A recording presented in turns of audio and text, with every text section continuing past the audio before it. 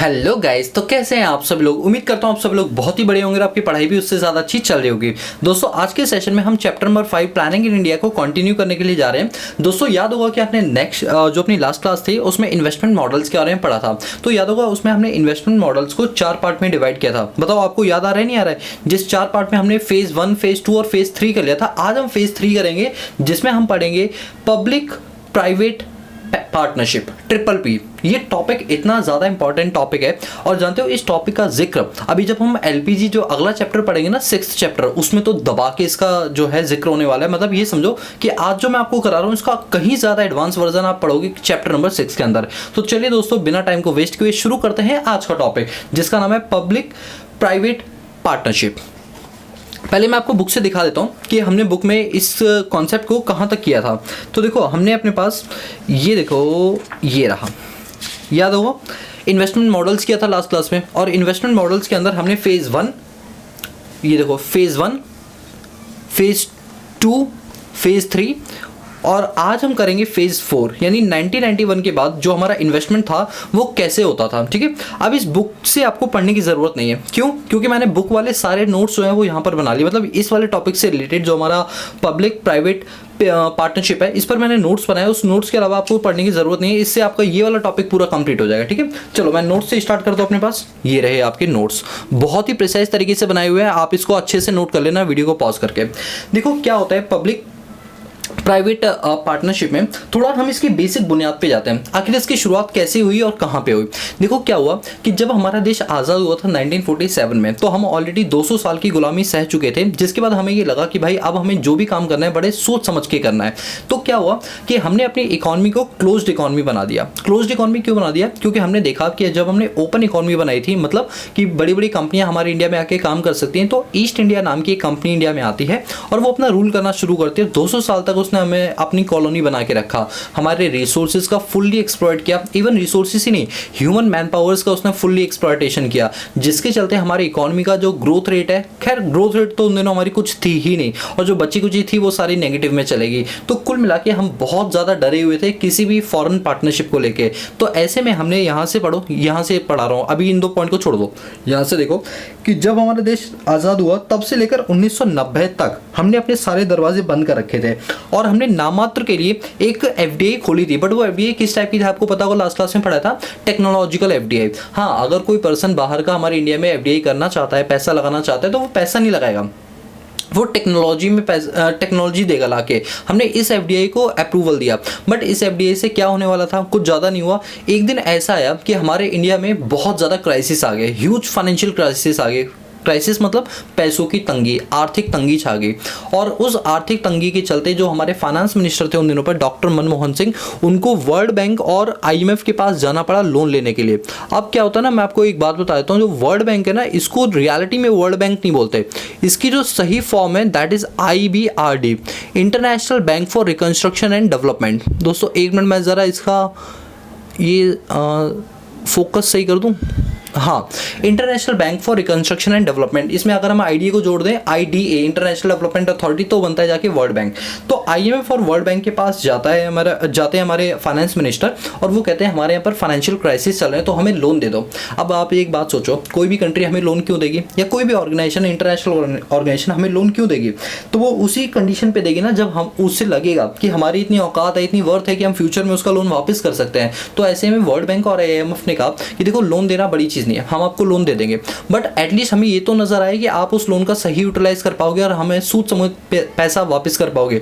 तो इसलिए आपको अपनी इकोनॉमी के अंदर स्ट्रक्चरल रिफॉर्म लाने पड़ेंगे। तो वही लिखा हुआ है कि IMF और IBRD ने सजेस्ट किया, हमारे finance minister doctor Manmohan Singh उन दोनों पर थे 1991 में, कि आप अपनी इकोनॉमी के अंदर स्ट्रक्चरल चेंज लेकर आओ। और वो स्ट्रक्चरल चेंज हमने किस तरीके से किया, मैं आपको बता दूं, LPG के थ्रू किया, लिबरलाइजेशन, प्राइवेटाइजेशन और ग्लोबलाइजेशन। मैं थोड़ी थोड़ी चीज़ें तीनों की बता देता हूं, वैसे हम नेक्स्ट क्लास में इसकी बड़ी इन डेप्थ डिस्कशन करने वाले हैं।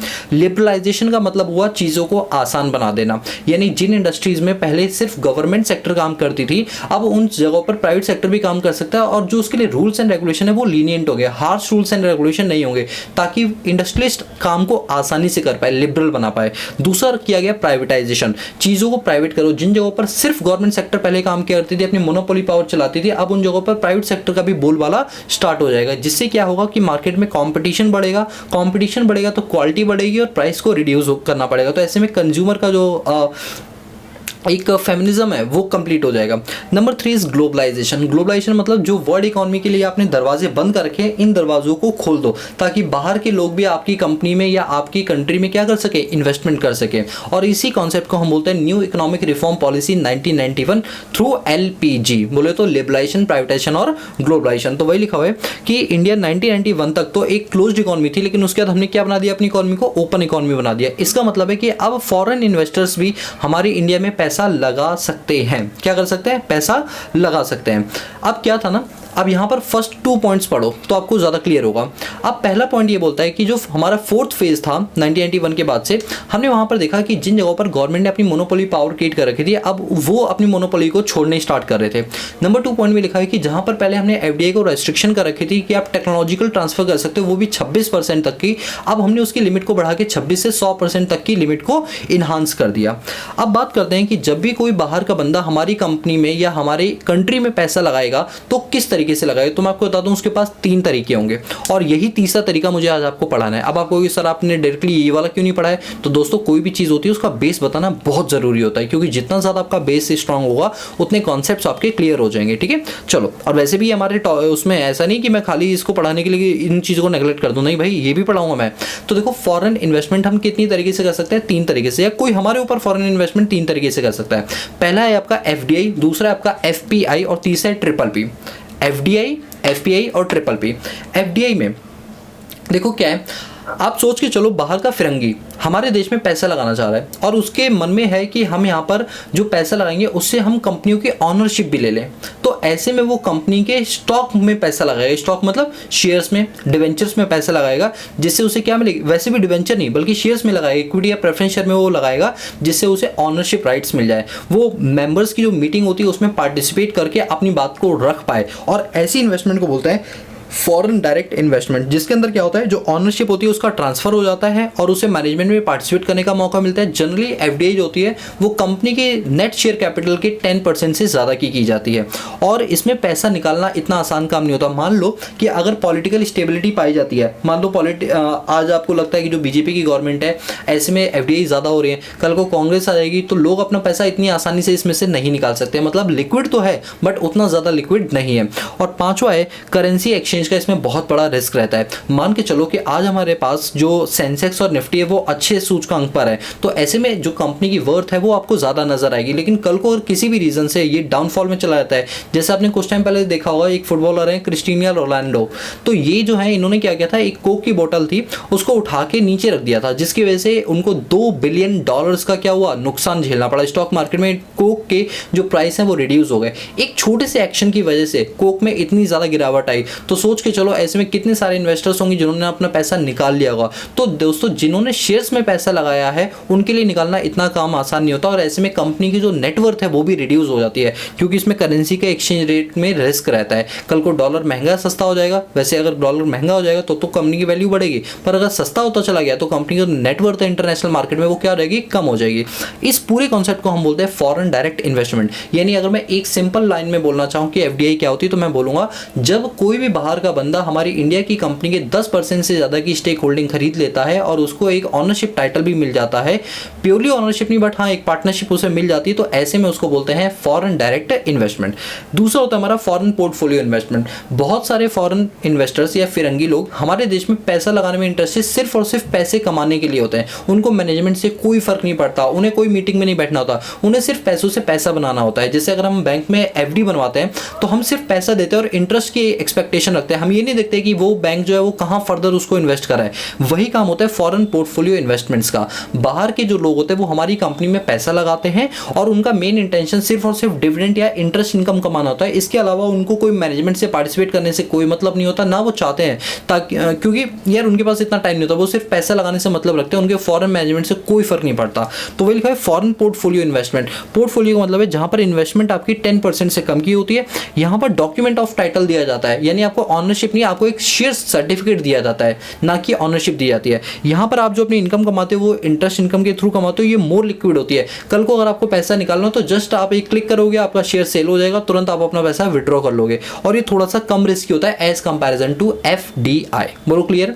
तो यानी अगर आप किसी कंपनी में पैसा लगा रहे हो 10% से ज्यादा तो होता है एफडीआई, और आप किसी कंपनी की ऑनरशिप लेना चाहते हो तो होता है एफडीआई, और अगर आप ऑनरशिप नहीं लेकर सिर्फ इंटरेस्ट इनकम कमाना चाहते हो तो होता है एफबीआई, और आपकी जो इन्वेस्टमेंट रिटर्न जो इन्वेस्टमेंट है वो 10% क्या है, कम है, तो उसे बोलते हैं foreign portfolio investment. I hope अब आपको एफडीआई और एफपीआई समझ आ गया। अच्छा, एफडीआई के कौन कौन से पार्टिसिपेंट्स होते हैं? फॉरेन इंस्टीट्यूशनल इन्वेस्टर, ये वो इन्वेस्टर्स होते हैं जो बड़े बड़े लेवल पे पैसा लगाते हैं, जिनके पास छोटा अमाउंट नहीं होता है, एक बल्कि अमाउंट होता है। और फॉरेन पोर्टफोलियो इन्वेस्टमेंट का मतलब क्या होता है? ये छोटे छोटे रिटेल इन्वेस्टर्स होते हैं। तो मैंने आपको भी बताया कि फॉरेन में अगर इन्वेस्टमेंट्स करनी है या कोई फॉरेनर अगर हमारे इंडिया में इन्वेस्टमेंट करेगा तो या तो वो एफडीआई के थ्रू करेगा या वो एफपीआई के थ्रू करेगा। अब तीसरा है ट्रिपल पी। ट्रिपल पी का मतलब है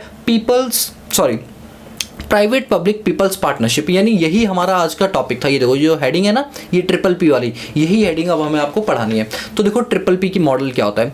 ट्रिपल पी मॉडल क्या होता है कि जैसे पहले गवर्नमेंट क्या बोलती थी कि हम पीएसयूज ओपन करेंगे, आपको पता है ना, गोल्डन टेम्पल, तो उन्होंने कहा था कि हम पीएसयूज ओपन करेंगे और हम अपनी इकोनॉमी को रिवाइव करने के लिए पीएसयूज से काम करवाएंगे।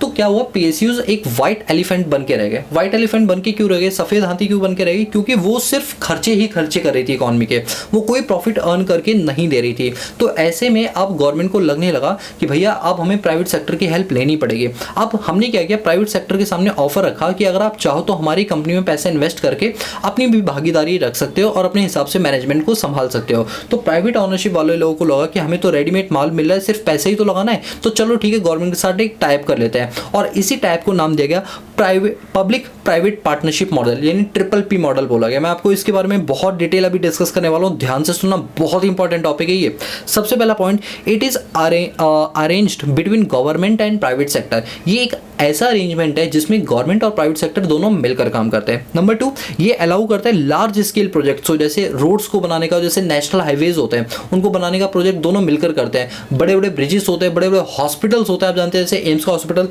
अब सिर्फ दिल्ली में ही नहीं बल्कि 4 अलग शहरों में भी खोलने का प्रस्ताव मोदी ने रखा है। तो ऐसे में क्या होता है कि जब बड़े प्रोजेक्ट्स होते हैं तो उनकी कंस्ट्रक्शन के लिए, उनके मैनेजमेंट के लिए हमें प्राइवेट सेक्टर को अपने साथ कोलैबोरेट करवाना पड़ जाता है। फिर थर्ड पॉइंट लिखा है, in this type of partnership investment are taken by private sector entity for a specific period of time. हम यहाँ पर प्राइवेट सेक्टर की हेल्प लेते हैं, लेकिन ऐसा नहीं आजीवन हेल्प लेंगे, हम उनको टाइम डिसाइड कर देते हैं कि 5 साल 10 साल 1 साल 2 साल जो भी है, या एक टास्क दे देते हैं कि सिर्फ इतना ही टास्क आपको परफॉर्म करना है हमारे साथ मिलकर। तो यानी कि यहाँ पर प्राइवेट सेक्टर का रोल होता है बट वो डोमिनेंट नहीं होता, बट हाँ रोल पैसिव जरूर होता है। नंबर 4, कि यहाँ पर जो पार्टनरशिप की जाती है वो work well when private sector technology and innovation combined with public sector initiate complete work on time with in a budget. ये क्या बोल रहा है कि यहाँ पर दोनों अपनी स्ट्रेंथ का यूज करते हैं। जैसे आप जानते हो पब्लिक के पास पैसा बहुत होता है, मतलब गवर्नमेंट के पास पैसा बहुत होता है, लेकिन पॉलिसीज को एग्जीक्यूट कैसे कराएंगे, वर्कफोर्स मैनेजमेंट कैसे करेंगे, इन सब के लिए प्राइवेट सेक्टर बहुत अच्छा होता है। तो दोनों ने अपनी अपनी स्ट्रेंथ पर रहकर काम किया और प्रोजेक्ट को कंप्लीट किया। फिफ्थ पॉइंट है, there is a well defined allocation of risk between the private and the public entities. अब इसको करने का फायदा सबसे बड़ा तो ये हुआ कि जो हमारा रिस्क था पहले सिर्फ गवर्नमेंट सेक्टर के ऊपर, जिसे हम व्हाइट एलिफेंट बोलते थे पीएसयूज को, अब वो रिस्क मिनिमाइज हो गया, यानी 2 लोगों में डिवाइड हो गया। तो ऐसे में अब बड़े बड़े प्रोजेक्ट्स पर पैसा लगाने का भी इनको मन करता है, क्योंकि अब इनका रिस्क क्या हो गया, डिवाइड हो गया। और ये बहुत ही हेल्पफुल होते हैं एक डेवलपिंग कंट्री के लिए। अब जैसे हमारा भारत है, ये एक डेवलपिंग कंट्री है, तो इसके लिए जो ट्रिपल पी मॉडल है ये बहुत ही ज़्यादा इंपॉर्टेंट है, क्योंकि अगर सिर्फ गवर्नमेंट इस काम को करेगी तो उसकी जो प्रोडक्टिविटी है, जो एफिशिएंसी है, वो उतनी निकल के नहीं आएगी, जिसकी वजह से कॉस्ट ऑफ प्रोडक्शन क्या हो जाएगी, बढ़ जाएगी। अल्टीमेटली वो बर्डन पब्लिक के ऊपर पड़ेगा टैक्स के थ्रू और सब्सिडीज को रिड्यूस करके। तो ऐसे में हमारे यहाँ पर ट्रिपल पी मॉडल का होना बहुत ही ज़्यादा ज़रूरी हो जाता है। अब मेन चीज़ ये है कि जो एग्जाम में पूछी जाती है कि भाई इस ट्रिपल पी मॉडल में किस किस टाइप की इन्वेस्टमेंट्स की जाती है, इसको बोलते हैं टर्न की प्रोजेक्ट। अच्छा, टर्न की प्रोजेक्ट का मतलब क्या होता है? आपने कभी मॉल में गए हो? मॉल में एक वॉलेट पार्किंग होती है। क्या आप जानते हो वॉलेट पार्किंग का मतलब क्या होता है? लिखा हुआ देखा हुआ हो सकता है आप में से कई स्टूडेंट को पता है, नहीं पता तो मैं आपको बता देता हूँ। वॉलेट पार्किंग का मतलब होता है कि आप मॉल में अपनी कार लेकर आओ, वहीं पर आपको एक सिक्योरिटी गार्ड मिलेगा, उसको चाबी दे दो और अब अपना मॉल में घुस जाओ। अब वो सिक्योरिटी गार्ड को कार चलानी आती है और वो सही तरीके से आपकी कार को ड्राइव करके नीचे पार्किंग में लगाएगा, पार्किंग एरिया में लगाएगा। अब आपको अपना टाइम खर्च नहीं करना पार्किंग में ढूंढने की, पार्किंग में लगाने की, फिर वापस आने की लिफ्ट से, ऐसा कुछ नहीं है। आप वहीं कार दो गेट पर, पार्किंग वाले को पार्किंग वाला आपकी कार को पार्क कर देगा, उसको पता होगा आपकी कार कहाँ खड़ी है, आपकी की को सुरक्षित रखेगा और आपके वापस आने के बाद आपको वही की वापस करके आपकी कार को उसी जगह पहुंचा देगा जहां से आपने उसको हैंड ओवर की थी। That is called wallet parking. इसे बोलते हैं टर्नकी प्रोजेक्ट। टर्नकी मतलब कि आपने की दी, उसने आपका काम किया और वापस की आपको दे दी, दैट इज टर्नकी प्रोजेक्ट। ये जो हमारा इन्वेस्टमेंट मॉडल है ट्रिपल पी पर, ये टर्नकी प्रोजेक्ट पर बेस्ड है। मैं आपको बताता हूँ क्या मतलब है। 5 प्रोजेक्ट्स हैं, डिस्कस करेंगे एक एक करके डिटेल में। सबसे पहला है बिल्ड, ऑपरेट एंड ट्रांसफर। अब ये जो बिल्ड, ऑपरेट एंड ट्रांसफर, इसका मतलब क्या हुआ, जैसे मैं एग्जांपल लेता हूँ दिल्ली मेट्रो का। अब आप जानते हो मेट्रो के जो प्रोजेक्ट्स होते हैं, जैसे दिल्ली मेट्रो में जो प्रोजेक्ट का नाम है that is DMRC, Delhi metro rail corporation. आप जानते हो जो DMRC का जो हमारे यहाँ पर इंडिया में मेट्रो का प्रोजेक्ट है वो इंडिया का नहीं है, उसमें इंडिया का कुछ भी नहीं है, सिर्फ इंडिया की ज़मीन थी।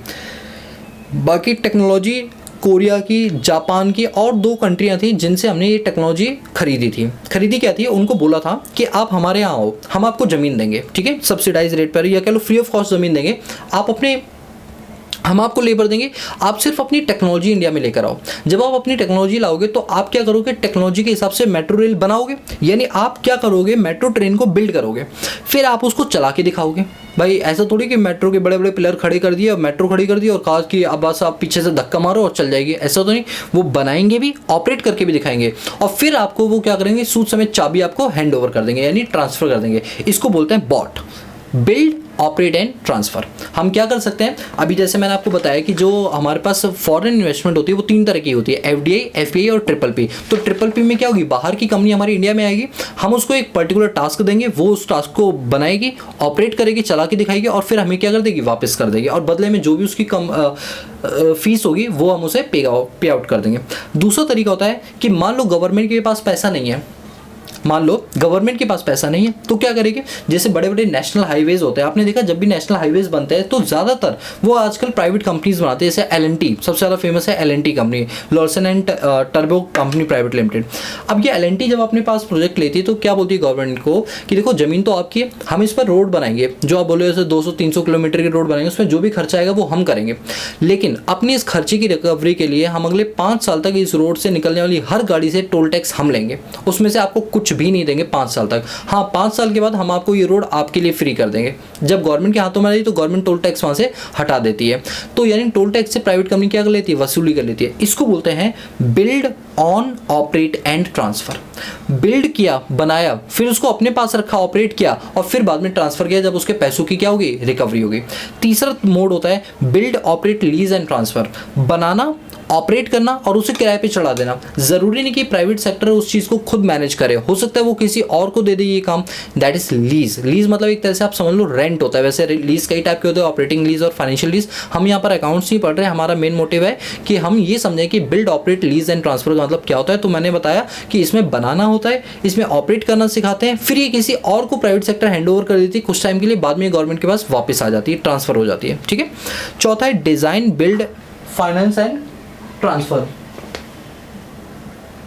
इसके अंदर क्या होता है आपका, इसके अंदर होता ये है कि डिज़ाइन प्राइवेट सेक्टर बनाता है, बनाता भी प्राइवेट सेक्टर है और उसको फाइनेंस भी, पैसा भी कौन प्रोवाइड करता है, प्राइवेट सेक्टर। और जब प्राइवेट सेक्टर जितना पैसा लगाए वो रिकवरी कर लेता है उस प्रोजेक्ट से, तब वो इसको क्या कर देता है, हैंड ओवर कर देता है गवर्नमेंट को। और पांचवा होता है लीज, डेवलप एंड ऑपरेट। मतलब कुल मिला के आपको ये पांचों चीज़ समझ आ गई, इंटरलिंक करती है, कोई इसमें डिफरेंट चीज़ें नहीं है। तो ये था आपका ट्रिपल पी मॉडल, जिसको पब्लिक प्राइवेट पार्टनरशिप मॉडल कहते हैं। कुल मिला के आपने ये सीखा इस मॉडल से। मैं आपको एक कंक्लूजन पॉइंट बता रहा हूँ, बहुत ध्यान से सुना। ट्रिपल पी का मतलब होता है कि जिन जगहों पर गवर्नमेंट अकेले काम ना करके प्राइवेट सेक्टर की भी हेल्प लेती है बड़े बड़े प्रोजेक्ट्स के अंदर, और बाद में जब प्राइवेट सेक्टर अपने पैसों की डिमांड करता है तो गवर्नमेंट उनको कुछ सालों के लिए वो राइट्स दे देती है एक्सक्लूसिव, जिससे बोलते हैं टर्नकी प्रोजेक्ट। और इस पूरे सेगमेंट को बोलते हैं triple P model, public private partnership. बोलो क्लियर है? तो आई होप कि आपने ये सारी चीज़ें नोट कर ली होंगी और यहाँ से आपका जो ट्रिपल पी वाला कॉन्सेप्ट है वो बिल्कुल क्लियर हो गया। 1991 के बाद से जब हमारे यहाँ पर ओपन इकोनॉमी हुई, क्लोज से ओपन इकोनॉमी में कन्वर्ट हुए, तब हमने इस ट्रिपल पी मॉडल को एक्सेप्ट किया, जैसे वर्ल्ड वाइड इकोनॉमी के अंदर ये मॉडल चलता आ रहा है। सो आई होप गाइस कि आपको ये चीज़ें बिल्कुल कॉन्सेप्चुअली समझ आ गई होंगी। ठीक है दोस्तों, अगर आपको हमारा काम पसंद आ रहा हो तो प्लीज़ मुझे इनिशिएट करने के लिए आप क्या कर सकते हो, आप लाइक कर सकते हो, वीडियो को सब्सक्राइब कर सकते हो, चैनल को दो दोस्तों के साथ शेयर कर सकते हो। बहुत अच्छा लगता है जब आप ये सारे काम करते हो दोस्तों। और फर्दर डिटेल के लिए आप हमारे डिफरेंट कोर्सेज भी एक्सप्लोर कर सकते हो। हमारी मोबाइल एप्लीकेशन आप गूगल प्ले स्टोर से डाउनलोड कर सकते हो जिसका नाम है इकोनॉमिक्स ईजी है। सो आई होप गाइस कि वीडियो लेक्चर सीरीज आपको पसंद आई होगी। अब हम मिलते हैं नेक्स्ट क्लास में, तब तक के लिए पीस आउट।